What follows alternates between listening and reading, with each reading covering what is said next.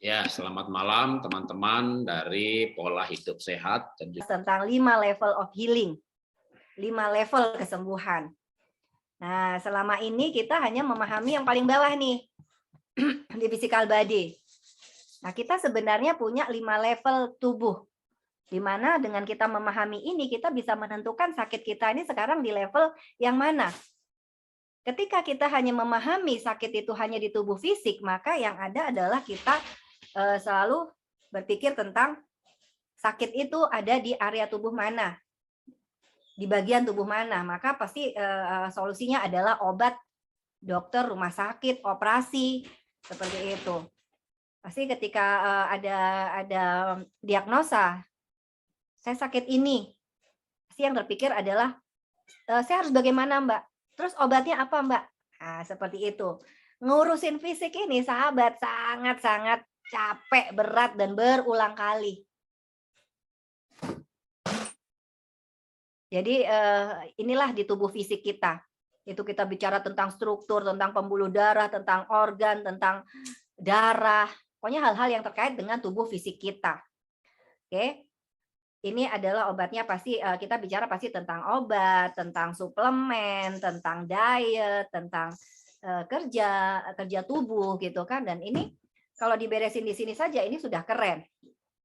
Banyak testimoni Pak Jarot, sahabat-sahabat yang sudah datang sesi konsultasi sama saya, itu banyak mengatakan dengan olah nafas yang Pak Jarot berikan, itu hipertensinya turun, gulanya turun, keren kan? Nah itu adalah di tubuh fisik. Nah naik lagi nih, yang kedua adalah di energi body. Sakit itu bisa terjadi karena ada sumbatan-sumbatan energi di tubuh energi ini. Berbeda dengan di physical body, itu semua kelihatan. Sedangkan kita bicara energi body, itu adalah sesuatu yang tidak kelihatan. Kita bicara tentang energi. Nah, kalau tadi darah misalkan itu mengalir di pembuluh darah, maka pembuluh darah bisa tersumbat. Disitulah terjadi pecah pembuluh darah sampai orang stroke gitu kan. Pertanyaannya, di pembuluh darah yang menyumbat apa? Jelas, ada lemak, gula yang terlalu tinggi, atau sel-sel darah itu sendiri yang tidak terangkut dengan baik gitu kan. Itu di physical body. Ketika kita bicara di energi body, maka yang tersumbat adalah jalur-jalur energi. Nah, pertanyaannya, apa yang menyumbat jalur-jalur energi ini atau yang kita sebut dengan meridian? Yang menyumbat sudah pasti adalah pikiran dan emosi-emosi kita, sahabat. Nah, di sini ada ilmu yang disebut dengan akupuntur. Jadi yang ditembak oleh titik jarum-jarum akupuntur itu adalah blok-blok energi di dalam jalur-jalur meridian. Tapi ketika itu tersumbat di titik itu dan dilepaskan oleh jarum akupuntur tadi, selama kita tidak memahami emosi atau pikiran yang menyumbat blok energi itu, maka besok lagi kita akan datang lagi tuh ke akupuntur itu lagi. Karena apa? Tersumbat lagi di situ. Nah, ketika kita mampu memahami ini dan mampu memahami emosi yang menyumbat itu, maka kemudian kita ubah emosinya, kita proses di dalam diri kita, kesembuhan spontan bisa terjadi. Contoh, seorang sahabat yang 7 tahun lumpuh, ikut kelas holistic health coaching di hari ke-14. Holistic Health Coaching online ini berlangsung sebulan.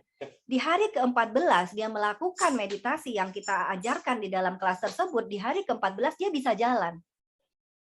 Bisa jalan langsung, bisa berdiri, bisa mulai melangkah setelah 7 tahun lumpuh dan tidak bisa kemana-mana. Ternyata apa? Yang menyumbat energi jalur meridian yang membuat dia lumpuh saat itu adalah tersumbatnya blok energi. Dan di situ ada kemarahan terhadap sosok suami. Gitu. Atau ada seorang anak muda usia 24 tahun, ininya nggak bisa diangkat, sakit kalau diangkat. Ternyata ikut kelas itu 4 hari, kemudian dia mulai menangis. Ternyata memori yang muncul adalah pengalaman dia ditinggalkan oleh neneknya. Jadi ibu bapaknya bercerai di usia dia 5 tahun, kemudian dia diasuh oleh neneknya, kemudian bapak ibunya nggak pernah ngurus dia, menikah masing-masing gitu kan, diurus oleh neneknya, 2 tahun kemudian neneknya pun meninggal. Sehingga apa? Di usia dini dia sakit di bagian pundak ini. Karena apa? Representasi dari sakit di pundak adalah pesan cintanya adalah pundak ini untuk apa sahabat? Untuk memanggul. Nah, untuk memanggul beban. Jadi ketika sakit di pundak ini, maka dia sebenarnya sedang merasa berat untuk memanggul kehidupannya. Disitulah kalau di medis dikatakan frozen shoulder. Satu-satunya cara biasanya dilakukan penggantian sendi di sini. Nah, tapi dengan kesehatan holistik ini, ketika mampu memahami pesan di situ, dia memahami di situ, kemudian dia menangis dan dia ada perasaan kehilangan, merasa berat untuk menanggung beban hidupnya, maka yang ada adalah dia bisa proses itu dengan baik, rilis terhadap emosi-emosi terhadap neneknya ini, itu tidak butuh waktu lama dia udah bisa ngangkat ini lagi, sahabat. Itu banyak cerita. Ada seorang dokter yang divonis kanker laring. Dia harus diambil pita suaranya. Bayangin, seorang dokter tanpa pita suara berarti nggak bisa bicara lagi dong. Habis dong karirnya sebagai dokter. Ternyata apa? Itu menyimpan kemarahan di terhadap suaminya yang udah 12 tahun dinikahi, dia nggak punya anak. Kemudian dia dicerai begitu saja, sebulan kemudian suaminya menikah lagi, kemudian sebulan kemudian istri barunya sudah hamil. Yang ada adalah dia marah tuh sama dirinya sendiri. Pertama dia marah sama suami karena ngerasa kayak ditendang begitu saja dari hidupnya setelah habis manis sepah dibuang, marah pada diri sendiri, dan yang ketiga adalah marah sama Tuhan. Nah, itulah semua contoh-contoh kenapa masalah di energi badai ini ketika dilepaskan sumbatan energinya, maka yang ada adalah dia sembuh seketika gitu loh. Selama dengan catatan di physical body tidak ada masalah. Artinya apa? 7 tahun lumpuh bisa jadi kan terjadi atrofi otot, ototnya melemah, maka itu perlu dibenerin dulu nih di physical body. Atau saraf-saraf di situ udah mulai mengkerut misalkan. Maka harus dibenahin dulu di physical body. Tapi selama di aspek fisik tadi tidak ada masalah, maka ketika dibuka blok-blok energi ini, dia akan sembuh dengan sendirinya. Itu di energi body. Naik lagi ke mental body, itu adalah terkait dengan aspek mental kita, di mana di situ ada pikiran, perasaan, emosi kita. Nah, disinilah terkait lagi dengan pikiran sadar dan pikiran bawah sadar. Bahwa apa yang membangun diri kita saat ini, itu adalah program dari sejak kita masa kecil. Bayangin ada seorang anak yang saat ini seringkali menyayat nadi, hamsep dan sebagainya, dan memiliki kemarahan yang teramat sangat ke siapapun, baik terhadap dirinya, orang tuanya maupun siapapun. Ternyata apa? Ini adalah kaitannya dengan pikiran bawah sadar dia dulu ketika dia kecil, dia pernah ingin digugurkan oleh orang tuanya, oleh ibunya yang belum siap dengan kehadiran dia, belum siap dengan kehadiran anak karena mungkin belum damai dengan suaminya gitu. Jadi dia belum siap punya anak sehingga mau digugurkan. Nah, program dari ibu tadi ketika ingin menggugurkan itu ternyata sudah ada di pikiran bawah sadar anak ini, sehingga apa? Ketika dia dilahirkan, yang ada dia sudah memiliki kemarahan gitu, merasa diri tidak berharga, merasa karena ingin dibuang kayak gitu kan. Itu jadi dia marah banget gitu loh ke semua orang. Nah, ini maka kita harus ngeberesinnya di aspek mental ini sampai ke aspek pikiran bawah sadar. Oke. Nah, naik lagi nih di intuitive body. Di intuitive body ini adalah terkait dengan data karma kita. Bayangin sahabat, ketika kita dibentuk, ketika seorang bayi ini dibentuk, itu berasal dari 2 sel. Yang pertama adalah sel telur dan yang kedua adalah sel sperma. Nah, ternyata di dalam teori DNA, satu sel itu mengandung 1 DNA. Dan 1 DNA ini mengandung 3 miliar informasi. Jadi dalam diri seorang anak itu tidak putih bersih, sahabat. Kalau sahabat pernah belajar psikologi, ada teori tabula rasa. Bahwa seorang anak dilahirkan putih bersih seperti selembar kertas kosong. Maka yang menuliskannya adalah orang tuanya. Nah, seperti itu ceritanya ini. Tapi dengan teori DNA ini, teori itu terbantahkan. Karena apa? Ternyata ketika anak ini lahir di awal dalam masa pembentukan dia udah punya tabungan 6 miliar informasi, sahabat. 3 miliar dari ibunya, itu 7 turunan ke atas, 3 miliar informasi dari bapaknya, 7 turunan ke atas. Pertanyaannya, apakah 6 miliar itu datanya baik semua, sahabat? Sudah pasti tidak. Jadi kalau ada seorang orang tua bawa anaknya judi online misalkan, nanti dirunut-runut, iya, oh bapaknya dulu juga senang berjudi, kakeknya sudah senang berjudi, ya udah. Data itu loh yang diwariskan ke anak sekarang. Sehingga jangan saya heran, jangan salahin anaknya sekarang senang berjudi atau senang mengambil resiko. Itu yang terjadi di intuitive body. Maka disinilah kita akan bicara data karma. Mundur lagi ke belakang, ada karma dan reinkarnasi, ada data-data yang kita bawa dari kehidupan kita sebelumnya. Seringkali di sini juga bisa bermasalah. Contoh, ada orang yang datang berobat di awal itu trauma pada karpet. Dia setiap nginjak karpet dia bisa menggigil gitu, lihat karpet aja dia bisa menggigil dan sakit perut tiba-tiba. Dicari di MRI, di pemeriksaan endoskopi semua USG nggak ada ditemukan sakit fisik di tubuh dia, tapi dia selalu merasa kesakitan ketika melihat karpet. Ternyata apa?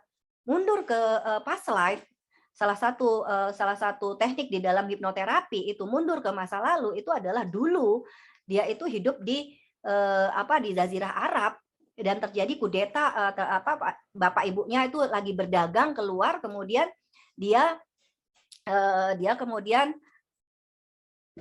pembantunya ini semua kan zaman dulu kan banyak budak-budak gitu ya, pada memberontak. Nah, dia sebagai istri dari sebagai anak dari saudagar ini dibunuh di bagian perut, ditombak, terus kemudian digulung. Jadi belum benar-benar mati, masih sekarat kayak gitu, digulung sama karpet, dibuang ke padang pasir. Sehingga pengalaman dia itu ternyata masih ada di dalam DNA-nya ini. Sehingga ketika dia setiap kali melihat karpet itu adalah dia menggigil dan merasa sakit di bagian perut yang teramat sangat gitu kan. Nah, kita pikir itu trauma apa? Nggak ketemu di kehidupan sekarang. Yang ada adalah ada di kehidupan masa lalu, masa lampau dia gitu kan. Itu di intuitive body. Banyak lagi cerita. Contoh ada orang yang sakit terus di bagian kaki. Ternyata dulu pada zaman perang dia pernah ditombak di situ. Nah, yang buat dia sakit dan yang buat dia tidak terima adalah yang menombak itu adalah saudaranya sendiri. Jadi dia merasa nggak ikhlas gitu loh. Kenapa saya ditombak? Namanya dulu zaman perang gitu kan, perang saudara, mau itu saudara mau apa ketika perang ya hanya dua pilihan, dibunuh atau membunuh gitu. Itu yang kita temukan di intuitive body. Tapi sebelum masuk ke sini, sahabat, ngurusin yang 3 di bawah aja, mental, energi body, physical body, itu udah banyak masalah yang bisa kita temukan di sana dan perlu kita bereskan. Nah, baru yang paling atas adalah di spirit body. Di spirit body ini adalah yang tertinggi. Bagaimana koneksi kita dengan Tuhan itu menjadi sesuatu yang penting sekali untuk kita hayati. Nanti hal ini akan dijelaskan oleh Ayah Guru Saiful Karim gitu, bagaimana di spirit body ini sangat mempengaruhi kehidupan seseorang. Bayangkan, ketika dia tidak menyadari ada ruh Tuhan di dalam dirinya, tidak menyadari adanya kerajaan Tuhan atau rumah Tuhan atau apapun lah namanya dari berbagai keyakinan, intinya adalah Tuhan itu dekat dan meliputi diri kita. Ketika kita tidak sampai pada kesadaran ini, mulailah kita bermasalah dengan hidup kita. Kita menjadi gelap. Kita mulai sering marah-marah, mencemaskan hidup, masa depan. Seakan-akan Tuhan tidak hadir gitu loh. Padahal Tuhan yang Maha Cinta ini menciptakan kita dengan penuh cinta, pasti juga bertanggung jawab untuk memelihara kita. Tapi karena keyakinan kita belum sampai, iman kita belum sampai pada itu, kita selama ini hanya mengandalkan diri kita. Contoh aja, misalkan soal marah. Ketika ada mertua kita nih di samping, berani nggak kita marahin anaknya atau suami kita? Tentu nggak berani kan? Karena apa? Sungkan sama mertua gitu kan? Lah bayangin, ada Tuhan loh di dalam diri kita yang melihat. Dan dengan energi dia pula loh kita marah itu, kita menggunakan energi dia loh untuk marah. Di mana sungkannya? Di mana malu kita? Apalagi kalau kemudian kita kaitkan itu dengan mencuri, korupsi, selingkuh misalkan seperti itu. Maka yang ada adalah kita sedang tidak menyadari kehadiran dia. Atau itu bab marah. Atau bab lain soal misalkan soal kecemasan menghadapi masa depan.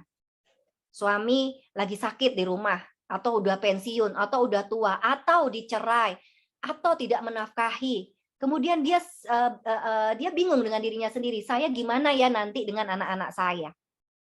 Ketika itu terjadi pada diri seorang wanita, maka sesungguhnya dia sedang tidak menyadari kehadiran Tuhan di dalam dirinya. Bahkan dia sedang mengenolkan Tuhan itu di dalam dirinya. Dan yang menjadi Tuhan buat dia adalah suaminya. Ini adalah masalah iman yang paling besar, sahabat. Ketika kita tidak mampu menyadari dia dan menggantikan dia itu dengan orang-orang di sekitar kita, kita menganggap bahwa suami adalah pemberi nafkah, maka sesungguhnya iman kita perlu dipertanyakan, sahabat semua. Inilah yang sering kali membuat orang bermasalah dalam hidupnya, gelap di situ. Sedih, bab sedih. Kenapa? Saya merasa sendiri. Saya merasa tidak percaya diri. Berarti dia merasa sendiri karena apa? Berarti dia belum sampai pada kesadaran dia yang selalu ada loh membersamai kita. Kita tidak sampai pada kesadaran itu, sehingga yang ada adalah kita selalu merasa sedih, merasa lemah, merasa tidak mampu menghadapi hidup ini, merasa sendirian. Ini yang membuat kita seringkali bermasalah dan akhirnya menjadi sakit di ujungnya, sahabat. Nah, hal-hal inilah yang perlu kita bereskan, sahabat. Maaf, saya harus lihat jam terus nih ya. Jadi, kalau menurut si Dr. Dietrich Klinghardt, higher level impacts all lower level. Jadi, ngeberesin yang di atas itu akan membereskan sekaligus yang di bawahnya. Work on the higher level makes the biggest impact. Bekerja pada level yang lebih tinggi akan memberikan dampak yang lebih besar. Itu saya setuju. Tapi di dalam perjalanan saya selama 19 tahun menjadi psikolog dan konsultan kesehatan holistik ini, ternyata itu saja tidak cukup. Tapi semua level ini harus kita cari tuh, di mana lubang-lubangnya untuk kita tutup. Nah, selama ini kita hanya berkutat yang di bawah nih. Padahal yang di bawah ini yang diberesin tuh banyak, sahabat, capek. Dari satu operasi ke operasi lain, dari satu dokter ke dokter lain, dari satu rumah sakit ke rumah sakit lain, dari satu obat ke obat lain, dari satu menu makan sehat seperti ini dipenuhi, bla bla bla bla. Seperti itu, capek ngurusin yang fisik, sahabat. Kalau saya jadi sahabat, saya belajar untuk cerdas bahwa saya akan tembak dulu yang atas. Karena apa? Di spirit body itu adalah muatannya itu 50%, sahabat. Kita beresin yang di atas, perlahan-lahan baru kita turun ke bawah. Bukan berarti mengabaikan yang di bawah, sahabat, tapi kita mulainya, starting point-nya adalah yang di atas. Ketika kita sakit, maka apa yang perlu kita perhatikan dulu adalah iman kita kepada Tuhan. Tadi saya salah satu klien konsultasi tadi mengatakan dia punya benjolan di payudaranya. Dia cerita, dengan segenap keyakinan saya pada Tuhan, Bu, saya cabut itu benjolan itu, entahlah mau kanker kayak mau tumor kayak namanya, dia nggak biopsi. Tapi dengan segenap keyakinan saya pada Tuhan, dibantu oleh dia Buddha ya, praktisi dari mana tadi dia bilang itu, dari Tibet, itu hanya dengan dedaunan gitu kan, itu dicabut seperti itu dengan segenap keyakinan sama Tuhan, itu benjolan itu tidak ada. Itu juga yang beberapa ada di dalam buku saya Pesan Cinta itu, kesaksian dari beberapa orang yang dengan keyakinan penuh sama Tuhan, kansernya hilang, lumpuh di tangannya hilang, yang dia keple gitu, bukan stroke ya, kalau stroke kan seluruh badan ya, ini cuma tangan aja nggak bisa digerakkan gitu kan, lemah kayak gitu. Ternyata itu semua adalah ada pesan cinta dari masa lalunya. Jadi inilah pilihan buat sahabat semua untuk merenung sejenak. Saya sudah sakit bertahun-tahun. Saya udah berobat kemana-mana. Kenapa saya belum sembuh? Jangan mengharapkan perubahan atau perbedaan terjadi dalam hidup kita ketika kita selalu menempuh jalan yang sama. Orang yang lebih cerdas akan berpikir untuk, oke, selama ini saya menggunakan jalan dokter, jalan obat, jalan rumah sakit, jalan operasi, tapi saya nggak sembuh-sembuh. Kenapa? Kita hanya berkutat di physical body. Kalau kita mau sadar sedikit, kita ubah, kita switch. Oke, saya mulai dari atas dulu. Saya perbaiki iman saya pada Tuhan. Karena apa? Di buku saya sudah tulis nih, kekuatan penyembuhan sudah Tuhan titipkan sempurna pada diri kita. Maka kita hanya perlu meyakini itu, sahabat. Kita bangun keyakinan itu. Kalau secara Islam, itu ada ayat di surat As-Su'ara 2680, di situ dikatakan, bila aku sakit, dialah yang menyembuhkan aku. Jadi bukan obat, bukan dokter, itu semua adalah perantara. Tapi penyembuh yang utama adalah Tuhan itu sendiri. Maka dekati Tuhan itu sendiri. Mungkin nanti Pak Jarod bisa bantu ayatnya mungkin di kitab tentang yang sejenis. Bila aku sakit, dialah yang menyembuhkan aku. Oke, terima kasih Pak Jarot. Waktu saya sudah habis. Oke, ya. Ini adalah menjawab juga tentang pertanyaan tentang deep sleep tadi. Ketika kita ini, manusia ini punya 4 gelombang kesadaran. Yang pertama adalah sadar normal. Saat ini kita berada di sini, itu kita dalam kondisi sadar normal. Masuk ke dalam itu adalah gelombang alfa. Nah, gelombang alfa itu dalam kondisi normal adalah kondisi kita lir-lir, mata meremelek gitu kan, ngantuk. Nah, masuk lagi ke gelombang theta. Inilah gelombang hipnosis, inilah gelombang meditatif. Disinilah kita membereskan masalah kita. Baru kita masuk lagi ke gelombang delta untuk tidur nyenyak. Gitu. Nah, sekarang kenapa orang sulit tidur? Ini bisa dijelaskan dari gelombang ini. Ketika kita sampah-sampah emosi yang tersimpan di pikiran bawah sadar itu, taruhlah sampai batas yang biru, maka grafiknya itu adalah hanya sampai yang hijau.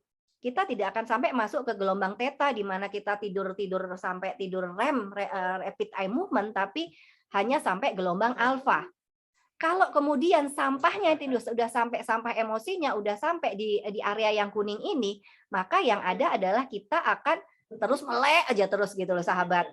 Hanya ada di gelombang beta. Maka that's why kita perlu punya cara untuk ngeberesin nih masalah-masalah di dalam diri kita. Ini menjawab termasuk menjawab pertanyaan Bu Wiwin tadi. Kenapa ya Bu Sinta kita sulit untuk konsisten? Udah terbuka kesadarannya sekarang, tapi nanti ketika ada masalah jatuh lagi. Karena apa?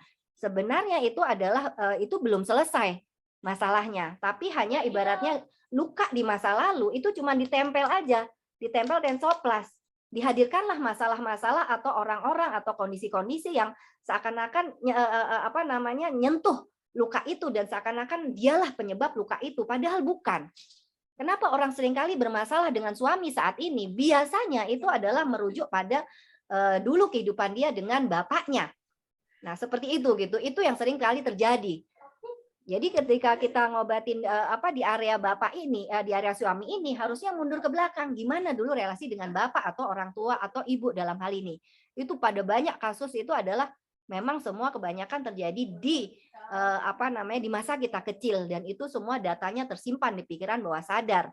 Sehingga training-training biasa itu tidak mampu memperbaiki ini gitu loh. Karena apa? Training-training biasa itu hanya menyasar pikiran sadar. Sekarang sadar, besok udah kembali lagi ke posisi semula. Karena apa? Tidak ngeberesin sampai di pikiran bawah sadar. Itu yang terjadi sahabat pada banyak orang. Dulu saya juga nggak kenal nih ilmu seperti ini. Saya hanya menggunakan pendekatan psikologi semata. Pendekatan psikologi semata itu hanya lebih menyasar di gelombang di pikiran sadar. Mau ratusan kali konseling tapi tidak sampai menyentuh pikiran bawah sadar, nonsen, terjadi perubahan secara permanen. Makanya disitulah kemudian kami bertiga itu menggagas sebuah